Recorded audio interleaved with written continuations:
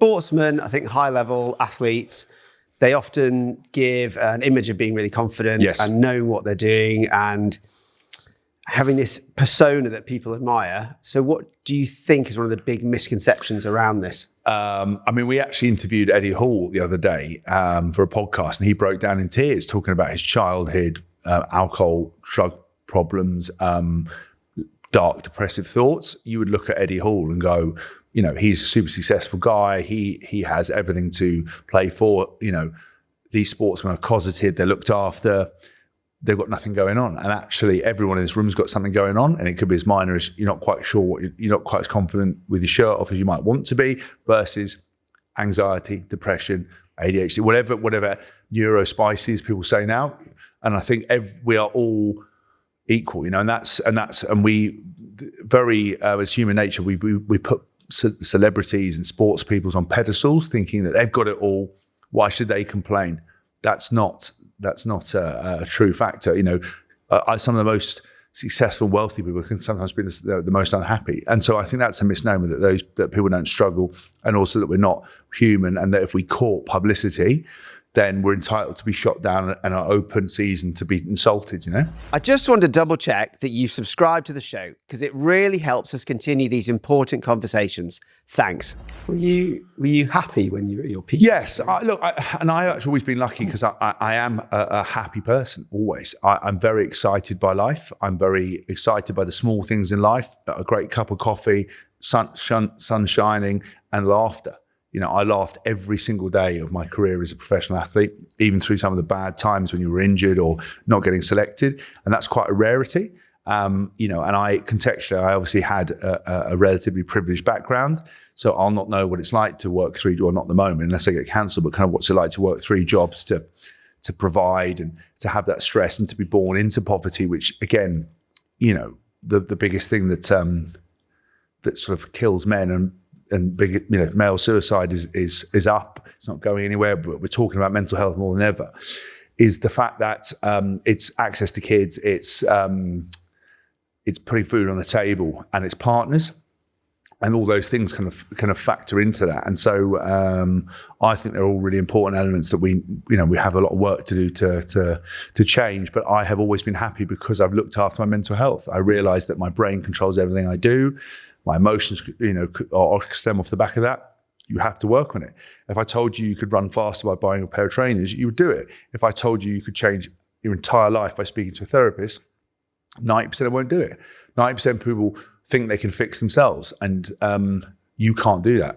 Only you can fix you, but you have to find the tools of somebody else, because otherwise you do it and you're not doing it. And what people forget is that mental health, one day is great, one day is bad, but you have to revisit it every day. And it never goes away. If you've got depression, you'll always have depression. It's just how you manage it. And a lot of people base it on motivation. You know, something good happens, I'm happy. Something bad happens, the wheels come off. You can't live like that. You know, you've got to consistently have a structure around you.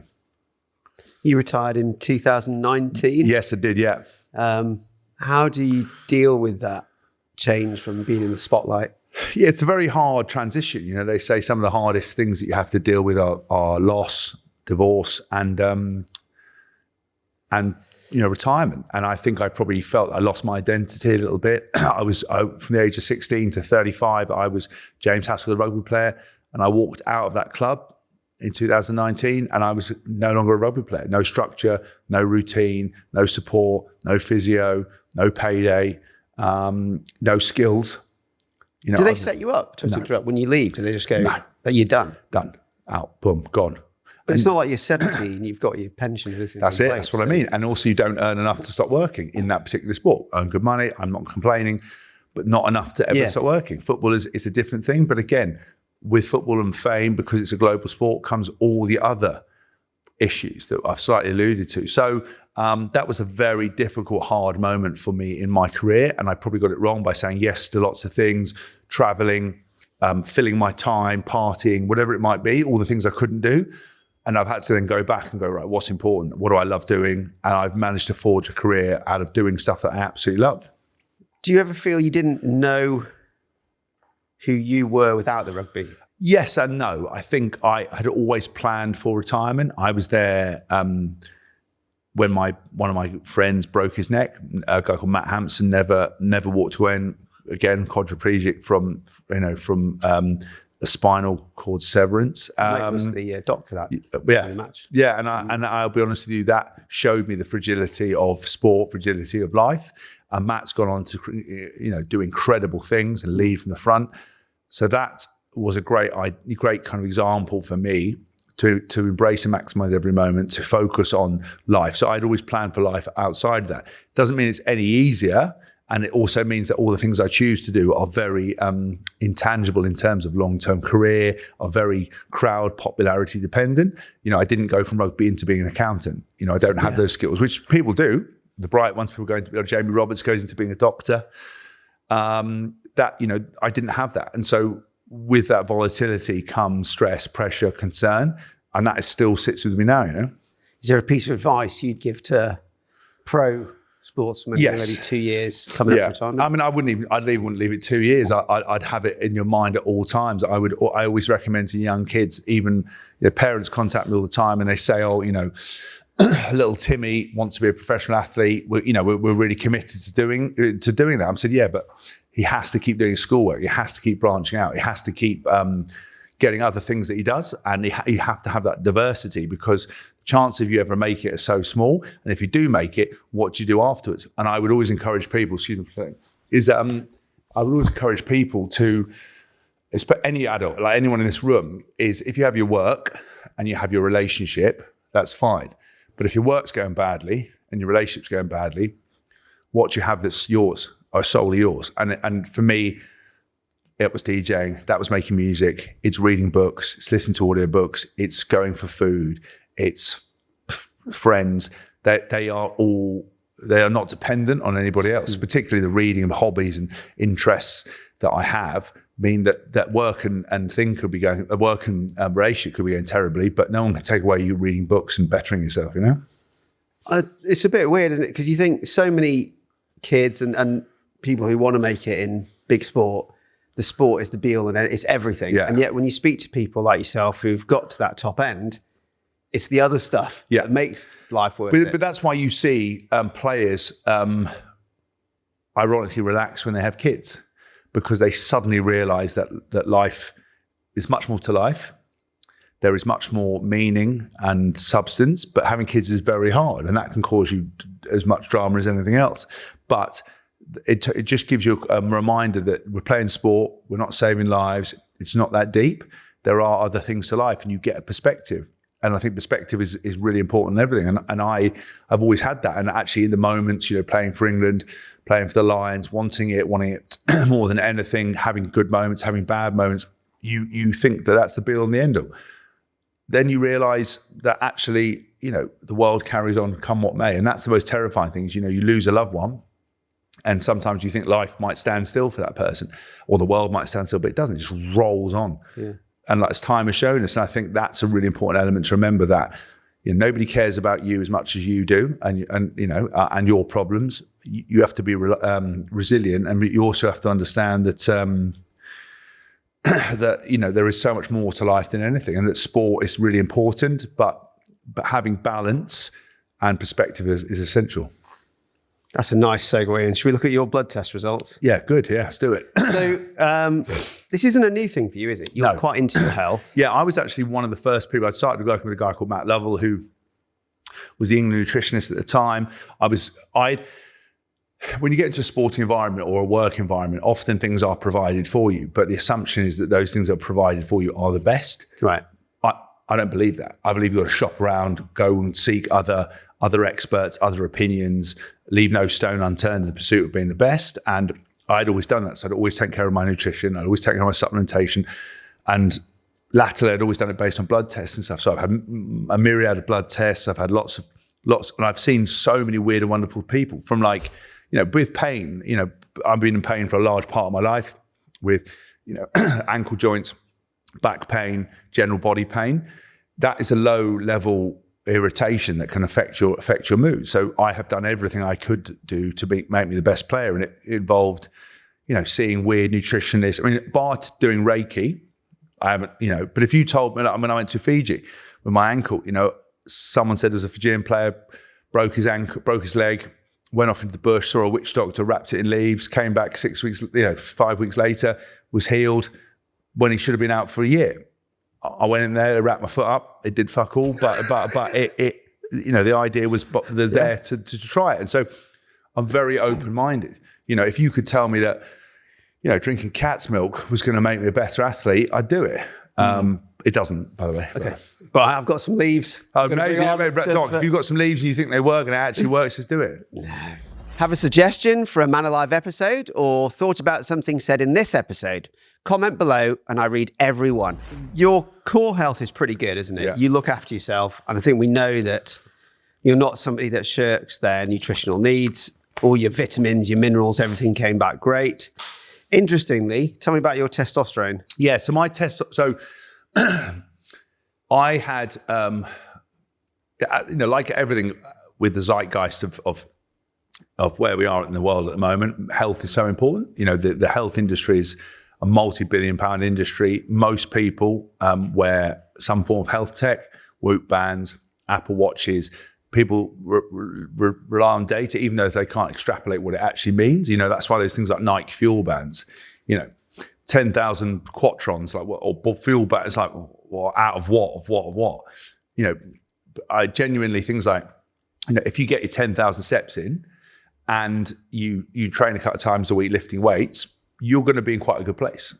Just by sheer fact that you're moving, non-exercise active thermogenesis, the whole talking, gesticulating, walking, that's where people will burn more calories than anything else. If you're particularly sedentary and you do 3 training sessions a week, you're not going to shift that weight. And so I started to look into those kind of things as I got older. And then my testosterone was something that people talked a lot about.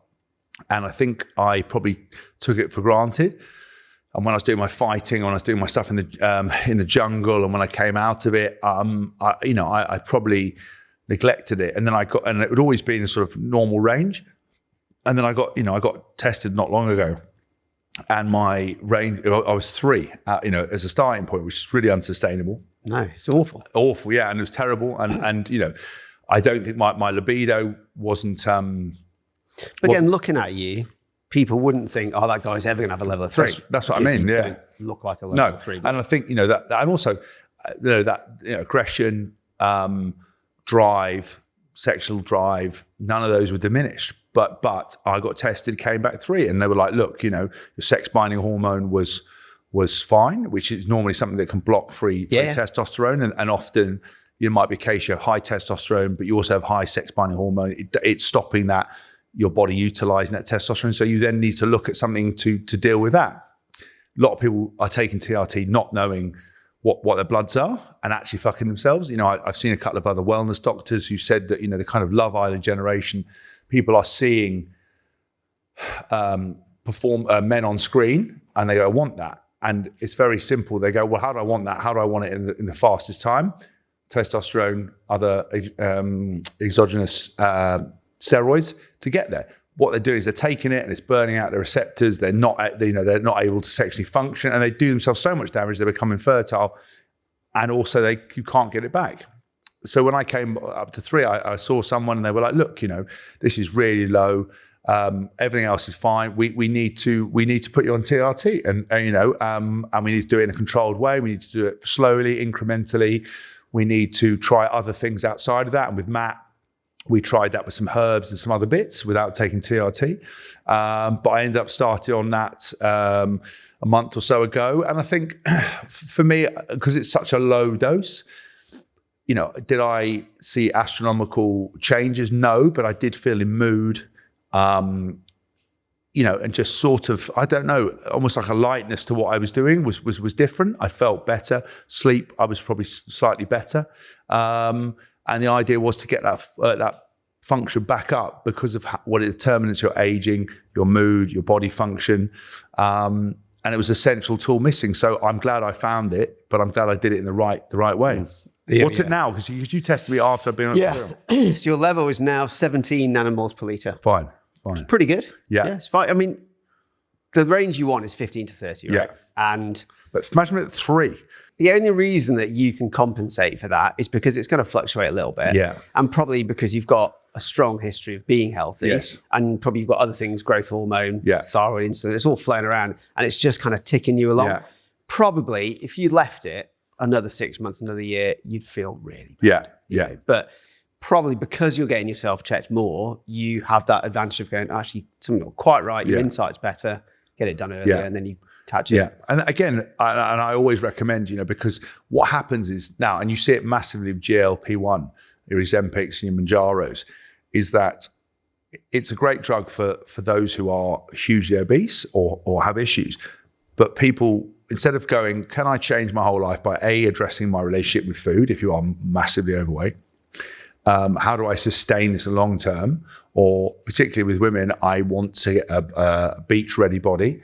I'm going to take it. And then I start getting results. So I want more. And I keep taking it. And then they start hammering themselves, putting themselves into really bad problems. They're not eating. They're tired. They are not fueling themselves. They then may be training and they're doing themselves that kind of damage. And because humans go for the path of less resistance. And it's the same thing with men. Instead of doing it in a calculated, logical way based on the science and the facts, they're doing it through gym wisdom. And I always say, but listen, people go, I'm going to start on TRT. And I'm like, why? Go and get tested and then work out why. The reason, I had it with my videographer, he's like 24, and he's like, I feel tired, I feel a bit shit. I said, mate, you're 24. I'll be very surprised or alarmed if there's something wrong with testosterone.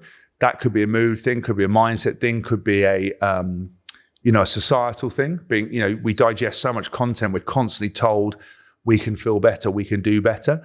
And if your algorithm can just keep sending you stuff and you're like, that's the problem. I just said, get tested, find out the baseline. And in my case, I found out that it was low and I needed to change that and get it to a point where it's back up. From 3 to 17 is a good place to be, without also with the doses, without your testicles shrinking or becoming infertile. Those elements are really important and people really forget about it. And also, once you start things like GLP-1 or TRT, I always have an expression like the checks in the post.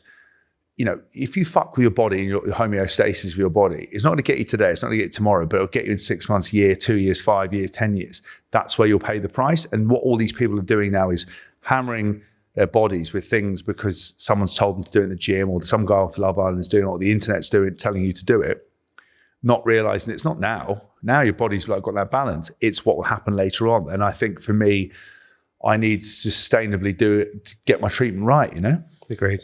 I don't ever want to see anyone in clinic under 30. No.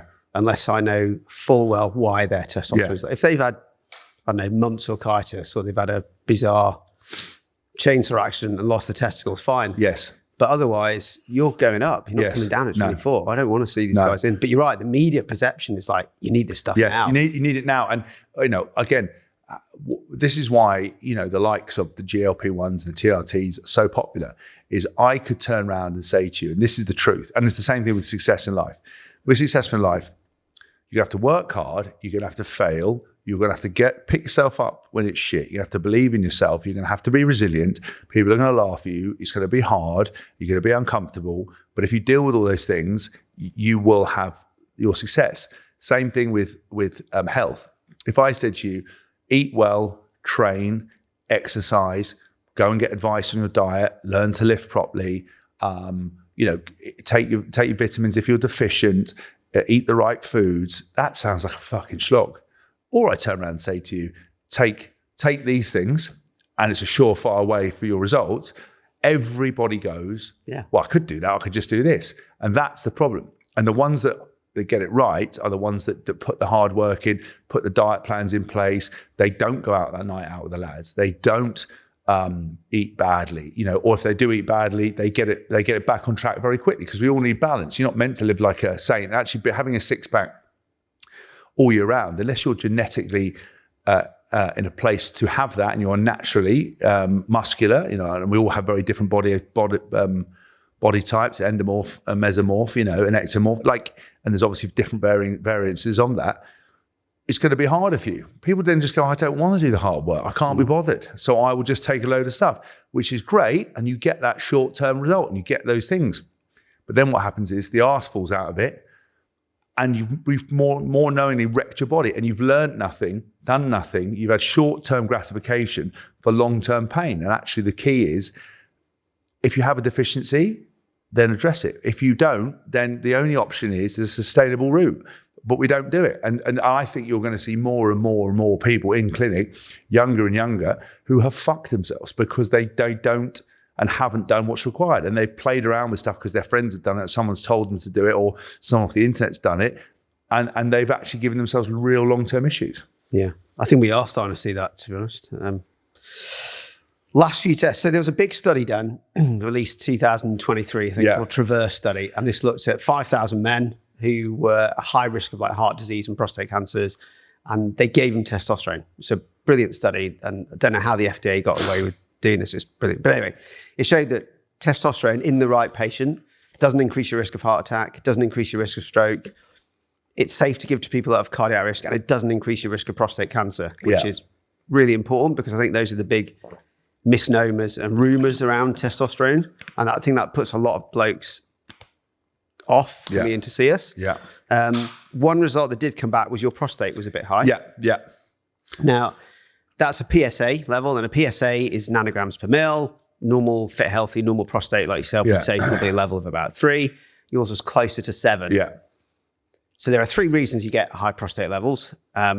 One is inflammation or infection. One is just because it's got bigger over age. Or one, of course, is prostate cancer. Yeah. And we would hope that you'd have symptoms associated, but you don't always. No. And then that's obviously why we chatted. But it's the worries of why could you ever raise PSA? Yeah. I mean, look, and you told me that. And then obviously I spoke to the doctor that I was dealing with on that kind of stuff. And actually, what my result before was so low, it was below it was like normal. And I've had my prostate checked a couple of times, but then he said it was so low. So again, it's something I'll get rechecked. But I actually have no symptoms at all, no dysfunction. If anything, bizarrely, when you utilize your prostate, it's actually working pretty well. I was like, actually, this is weirder in terms of ejaculation, all this kind of stuff, without being vulgar. It actually was maybe slightly better than it had been. So I don't know, but I want to get it tested, because again, that's something that it's a warning flag. You got to go back and look at it and go, look, do we need to adjust things? Do we need to change what we're doing? Was it anomaly? Was it something I'd done? But I did a test with a company called One Wellbeck, where they did a full body test of me, Mike, and Alex from our podcast, The Good, the Bad, and the Rugby. And those tests came back absolutely immaculate. Look, you never know. Is it a warning sign? Potentially, but I'm definitely going to get that checked. And you're going to hopefully get the bloods done again with you, aren't you? Yeah. I mean, I think that's the point as well, that obviously, we're very hopeful this doesn't come to anything. It goes back to normal. It's all fine. But we don't have prostate cancer screening for men at all. No. And you're low risk, But supposing you were 60 and you didn't have symptoms, you're absolutely fine, and you don't do these checks, and you haven't got that history of knowing that yours are normal. Yeah. And then suddenly you had the opportunity where you could have got a test. Yes. It's a bit of a whinge, but I feel like we've got breast cancer screening for women, we've got cervical cancer screening, but we don't have anything for men. Colorectal cancer doesn't count really, because everybody gets it, but we could do prostate. I appreciate PSA is not perfect, and that's the reason why we're having to do this again. But it's the best we've got. Yeah. And if we don't do something, then you've got millions of blokes. And prostate cancer, it's the most common cancer in men. Yeah. If you make it to 99% of men have got prostate cancer cells in there somewhere. Yeah. Doesn't mean you're going to die from it, but the point is we should be screening more. So the fact that you've got this history, we look at your numbers, you can see it's a blip, but we'll check the blip out. Yeah. But if we didn't know, then you can miss stuff. So actually, it's a really good thing to check. Yeah, I mean, look, and I've had a number of medicals. They've asked what prostate. I said, I've said, because I wanted them to be able to check that. And, I had concerns. I thought I had lump in my testicles. I thought I had different issues.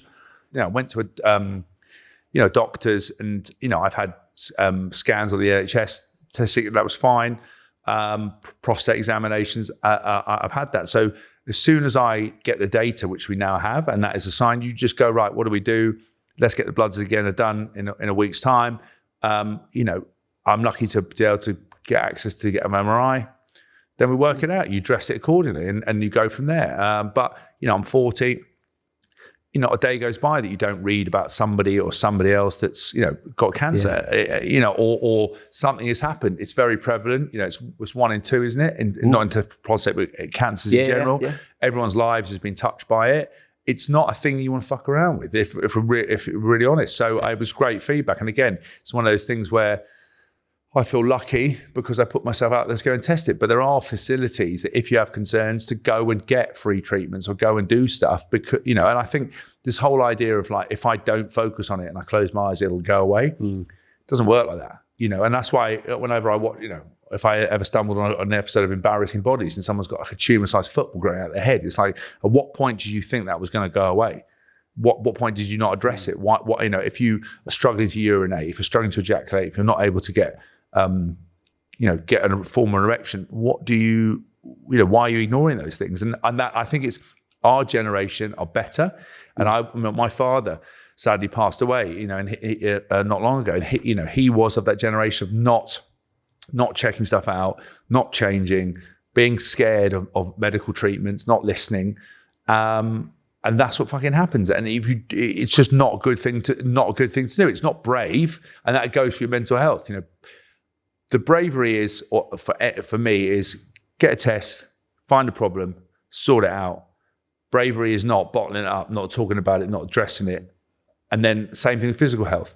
If you start passing blood in your stool, if you start urinate, if you start having these issues, go and get it checked. Don't put it off because that you do not want to be that person that goes, if we'd found this earlier, we could have done it. Actually, we can't. Now you are royally effed with an F, Yeah, totally. One thing that does put men off getting a PSA test is the fear of a rectal exam, though. Yeah. And the guidance has changed. It says if you have no symptoms, doing a PSA test is as accurate, if not more accurate, than having your finger on the backside. And I think because there's a study that showed this, in Prostate Cancer UK mimicked this, that Afro-Caribbean men are more likely to get prostate cancer than Caucasian men, but they're put off by this fear of the finger. I would say, though, again, I cannot understand. If you've ever seen someone do chemo and what happens with that, and I know different cancers are treated in different ways, but if you've ever seen someone go through that, just how horrific that is, I'd take an arm up the arse any day of the week versus that level, and this is, we're talking about a finger, we're talking about sensor, or as you said, a blood test. If you're frightened for some bizarre reason to have that done, or you feel that it somehow affects your sexuality, which again is fucking insane, just go and do it. I don't know why you wouldn't ever think twice about it, because again, that is easy. That is a walk in the park in comparison to what will happen if you don't do it. Totally. And then you'll be sitting there, oftentimes on your deathbed, not necessarily prostate because you can manage that for a while, but other things, going, why was I so narrow-minded and naive and idiotic? Why didn't I sort it out? Why? And someone, a partner will turn around and go, why didn't you tell me this was happening? Why did you hide it? And, and also what's really a really bigger statistic, most erectile dysfunction in men. That is going through, apparently that is going through the roof. People are not literally, ironically not going through any roof. But that's a massive statistic that's climbing, and people aren't talking about it. And it's shame. People feel it's shameful. That there's nothing shameful about getting yourself sorted out. Should we move on to mental health? That's a bit more of a light touch. Yeah, sounds light. Yeah, let's do it. So you said you started therapy from what age of 17? 17, yeah. That's quite heavy-minded, isn't it? Yeah, but it wasn't. Again, it wasn't about. I didn't have.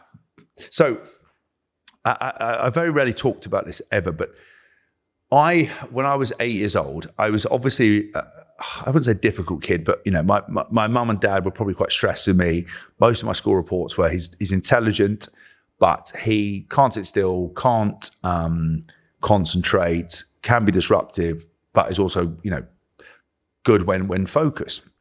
So they sent me to somebody, and they did lots of different tests and 2 or 3 sessions, and a lady came back and said, you have ADD. Don't think you've got the hyperactive bit, but you've got ADHD, essentially, or ADD, a variant of it. They put me on a Ritalin until I was 16. And then I couldn't take it anymore because it's a performance-enhancing drug. and I was doing England under 18s. And I'd never met anyone who had ADD, ADHD, and no one ever talked about it, no one ever spoke about it. And now I would say I bump into someone once or twice a day who has self-diagnosed or used TikTok to diagnose that they have ADHD, forgetting that we are all a bit scatty, a bit forgetful, unable to concentrate. A couple of people on the phone, but everyone's on a laptop, on a phone. Our ability to digest, not that I'm boring, I'm fucking interested, but everyone is digesting content, and it's very difficult. I very rarely can you sit through a movie now without picking up your phone. We have lost the ability to sit quietly and sit still because we need that dopamine, we need that adrenaline. And if someone puts their phone down and loses it, or they don't know what to do. Like if I sat down next to you on a train, and I did have anything to do, and we actually had a conversation, oh my God, I'd be the mad one. You people are glued to their phones. And so I think through that, people are now more aware, but they are labeling traits that are pretty normal.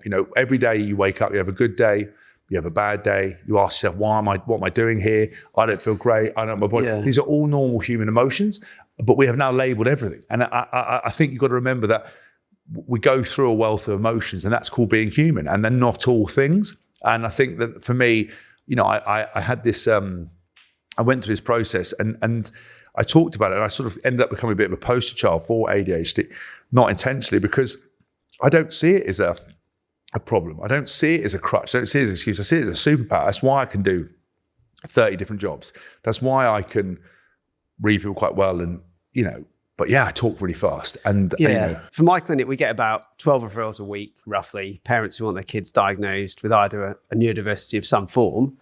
And I always say that's good because we want your kids to know, and you want you to know how, but what do you do with that information after? That's what I mean. And it doesn't, and I agree with you, it doesn't have to be a negative. And for some kids who are really far down that line, of course, it's going to affect your life. But a lot of people, most of us have some traits of something. Of course. And the thing we try and get across is, can you use this to be a positive influence in the way you manage something in your life? And I think if I want us to, as a society, to make diagnoses, but not have that as a negative stigma that we have at the minute. I think that the diagnosis, as you say, is the first step.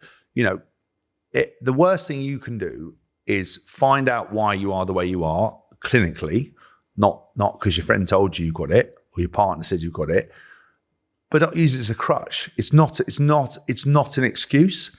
It's not a get out of jail free card. It's not a green pass to act like a fuckhead or to be, like you are. It's going, right, now I know, what am I doing about it? So if I just sort of say, quick summary of positives, quick summary of the negatives of ADHD that affected you. So the negatives of ADHD for me were when I was younger, inability to concentrate, sit still, learn in a conventional way.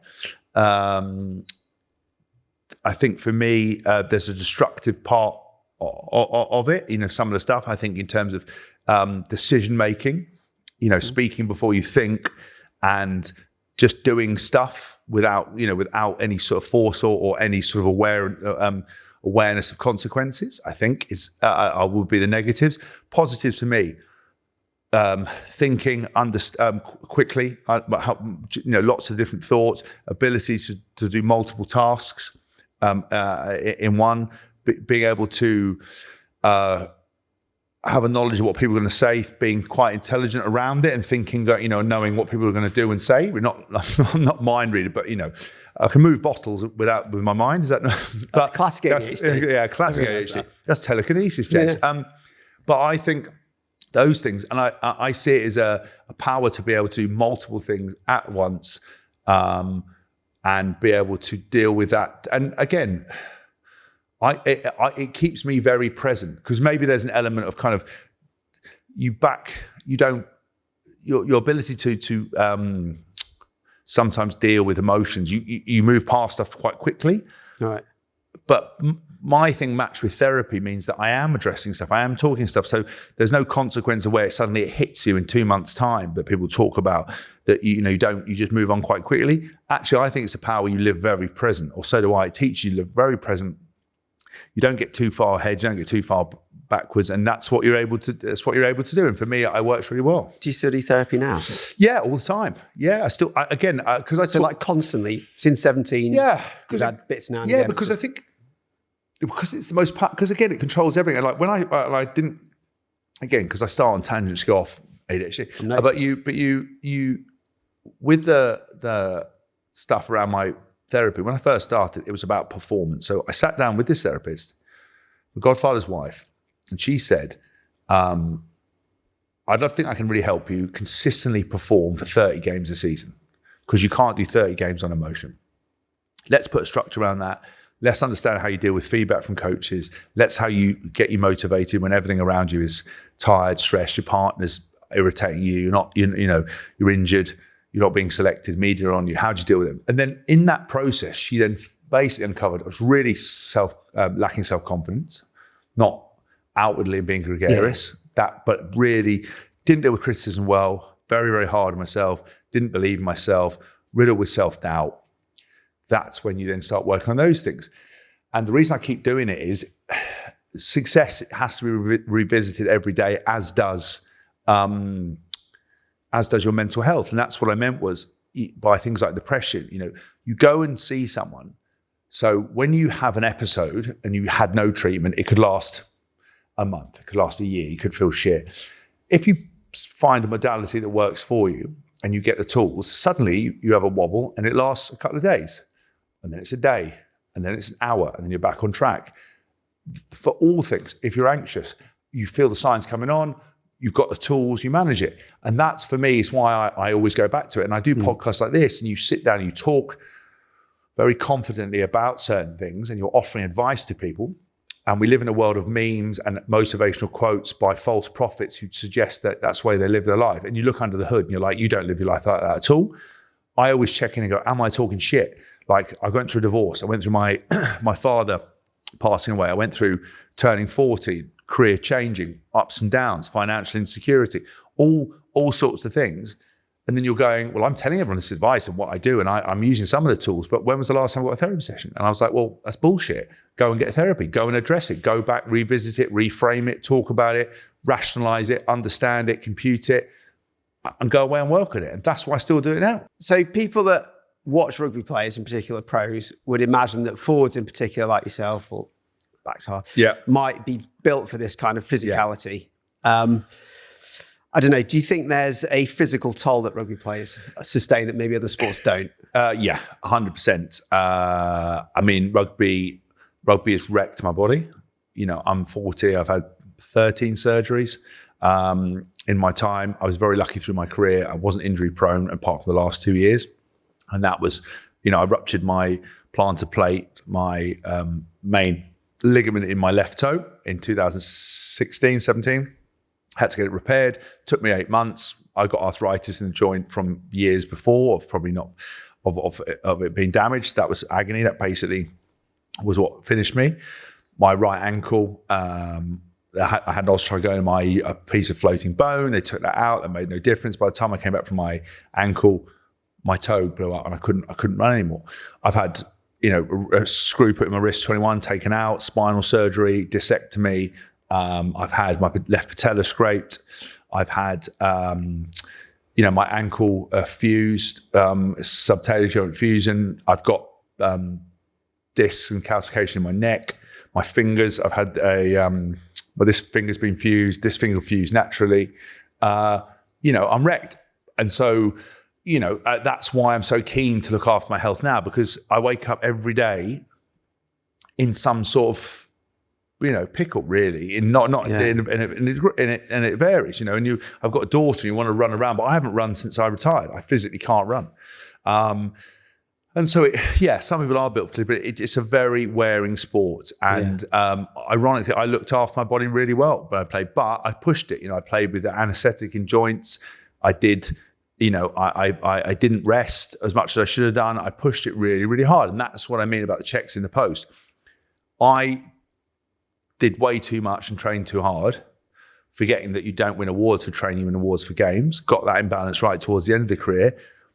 But I am now reaping the benefit, and I will have another, 40 years of this, you know. Is there a mental toll to a big injury? Yeah, 100% mental toll to a big injury. There's, you know, it's in probably the darkest period in my life. It was the 8 months I had at Saints, also really enjoyable. But, you know, that factors, I was getting older. I couldn't perform as I would want to do. I couldn't bounce back from injuries. I couldn't get back to where I wanted to be. You know, I watched younger players surpassing me. And, you know, everything that I'd always done and got back from, I wasn't able to do as quickly as I can. Then you ultimately have to retire. Then I went on to MMA, which is insane, which put more toll on my body in a different way. And so, yeah, I think for me, that mental side, you know, that constant pain, that constant wearing, and that bit, you know, that loss of not being able to do what you love. You know, if a rugby player doesn't play rugby, is he even a rugby player? Yeah. Some existential question. I sort of, but I worked through it. I did therapy. I got treatment through it again because I was like, I can't do this on my own. How does recovery look for you now versus when you played? Tin of nourishment in the car.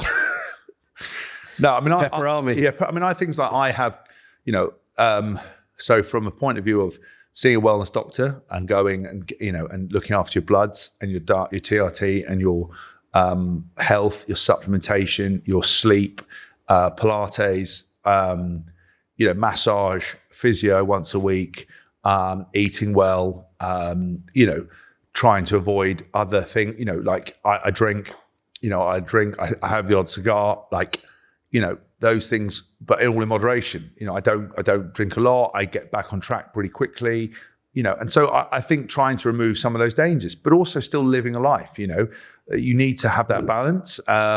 You know, I don't want to be Brian Johnson, who's spending £1 million a year trying to look younger, because I don't think that's a very fulfilling life, if I'm honest with you. You know, I thought you said Martin Johnson. No, Martin Johnson. I think is it Brian Johnson, that guy? That's yeah. I was still on the rugby idea there. He hasn't spent £1 million a year. No, Brian. No. Lovely guy.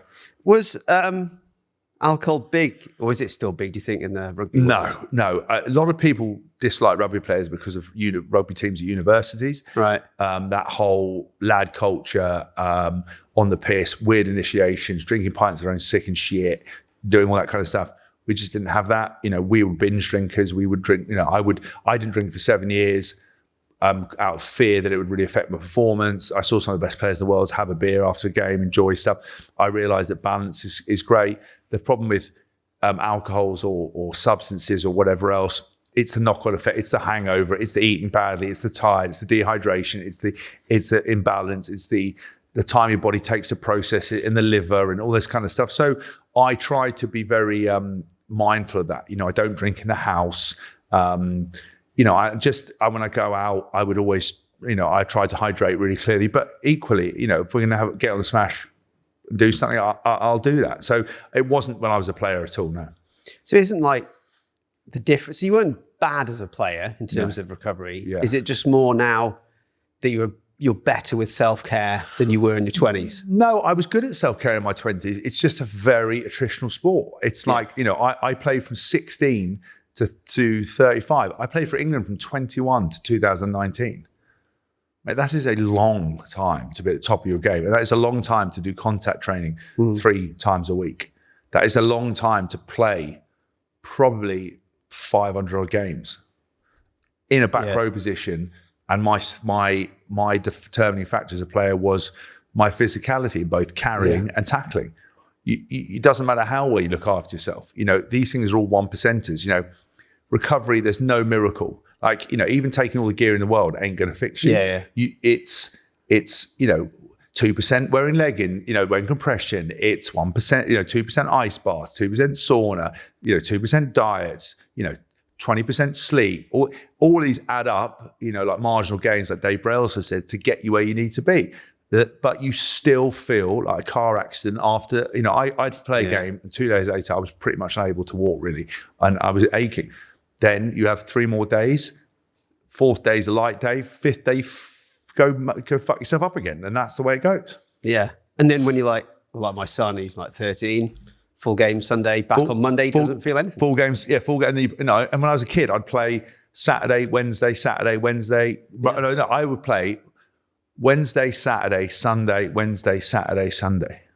Relentlessly. And so, that's just where it is.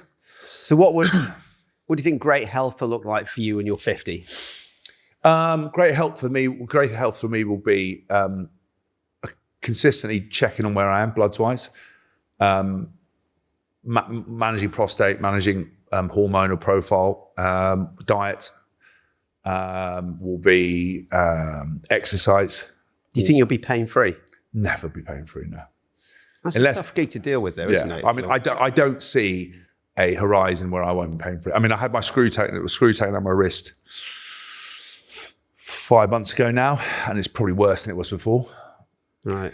And that's arthritis, that is pain, that is the scaphoid operation. They excised more bone than they probably wanted to, because my bone density on every DEXA scan was kind of the same as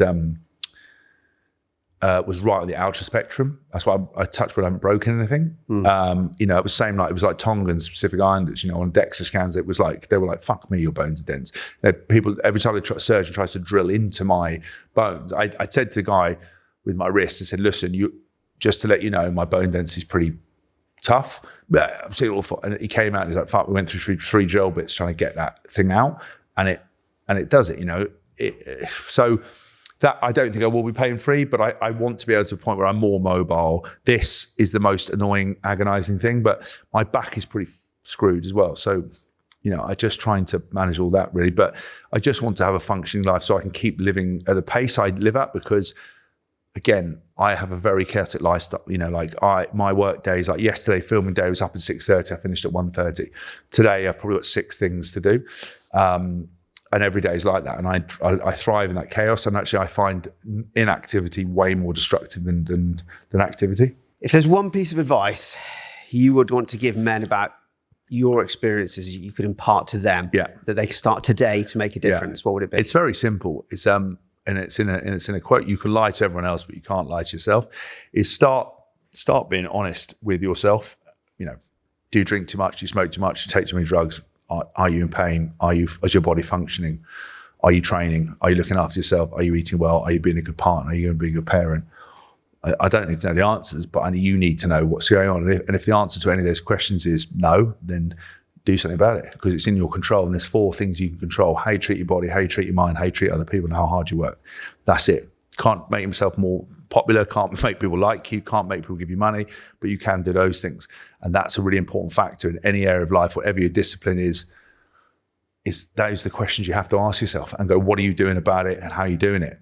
And if the answer to any of that is you're just lying to everyone, then ultimately you're just fucking yourself. Because what happens is when you get old enough or in your deathbed, no one ever says, I want another Ferrari, another car, another house. They go, I wish I had more time with loved ones, and I wish I'd looked after myself more. And that's the truth of it. And it's in your control today to stop lying to yourself and stop lying to others and start being honest with yourself.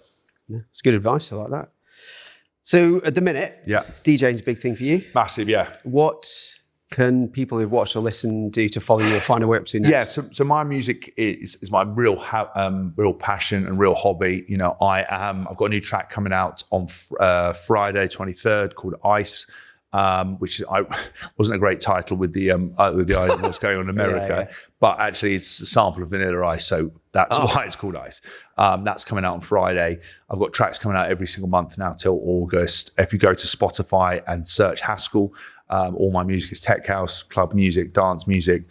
I've got a good following. I'm DJing in Dubrovnik and Val Thorens coming up, and Dubai. And if you like kind of DJ mixes, I've got SoundCloud under Haskell. I've got, and all my social profiles are James Haskell, and all the music stuff's Haskell Music. It's good gym stuff, I find. Yeah. Do you go to the gym? What? Unbelievable. Old spaghetti arms. I'm joking. You've got good arms. It's too easy. It's too easy. I bruise like an emotional peach. That's the one way to just like literally destroy a man's world is when you come up and go, cool, have you lost a load of weight? Like if you go to a big man to another bit, you go, you lost a load of weight, or someone you see clearly trains go, you're looking lean. When are you gonna start lifting weights? They're like, it's like a dagger. Whereas a girl, you go, Christ, you've lost weight. They love it. It's so funny how it works both ways. I was fine with it. Yeah, it's okay. Yeah, you look okay. It sounds like you got over it. No, it's fine. It's fine. It's fine. It's fine. Anyway, Let's call it. And Yeah. James, Cheers, thanks so brother. much. My pleasure. Thanks, man. Very kind. Thank you. Do you have a mate who's going through a rough patch right now? Share this with them today, because one conversation can change a life.